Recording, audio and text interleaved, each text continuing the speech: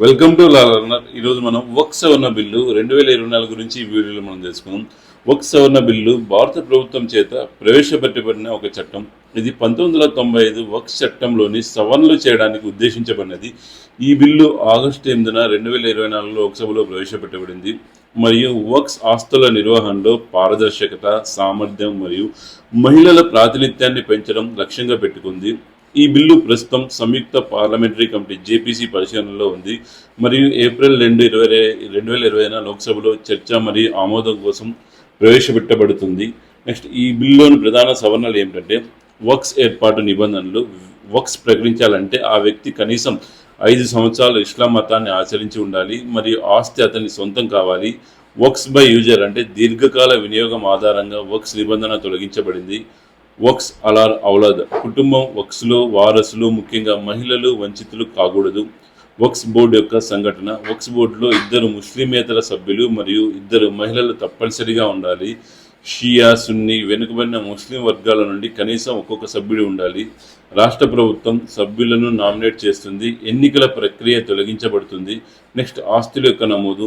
అన్ని వక్ఫ్ ఆస్తులు కేంద్రీయ డిజిటల్ పోర్టల్లో నమోదు కావాలి.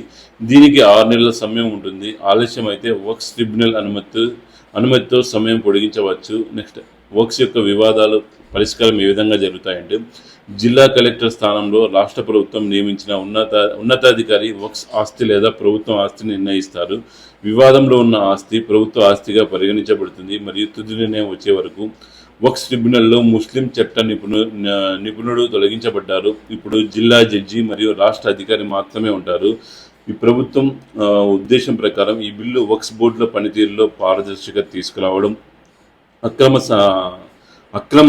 అక్రమాలను నివారించడం మరియు ఆస్తుల డిజిటలైజేషన్ ద్వారా నిర్వహణను మెరుగుపరచడం లక్ష్యంగా పెట్టుకుంది. అలాగే ముస్లిం సమాజంలో పేదలకు మరియు మహిళలకు ప్రయోజనం చేకూర్చడం ఈ వక్ఫ్ బిల్ యొక్క ముఖ్యమైన ఉద్దేశం. వ్యతిరేకత. విపక్ష పార్టీలు కాంగ్రెస్, సమాజ్వాదీ పార్టీ, తృణమూల్ కాంగ్రెస్, ముస్లిం సంస్థలు ఈ బిల్లును రాజ్యాంగ విరుద్ధంగా, మత స్వేచ్ఛను హరించేవిగా భావిస్తున్నాయి. ముస్లిమేతర సభ్యుల చేరిక మరియు వక్ఫ్ బోర్డు అధికారాల తగ్గింపును విమర్శిస్తున్నాయి. మద్దతు.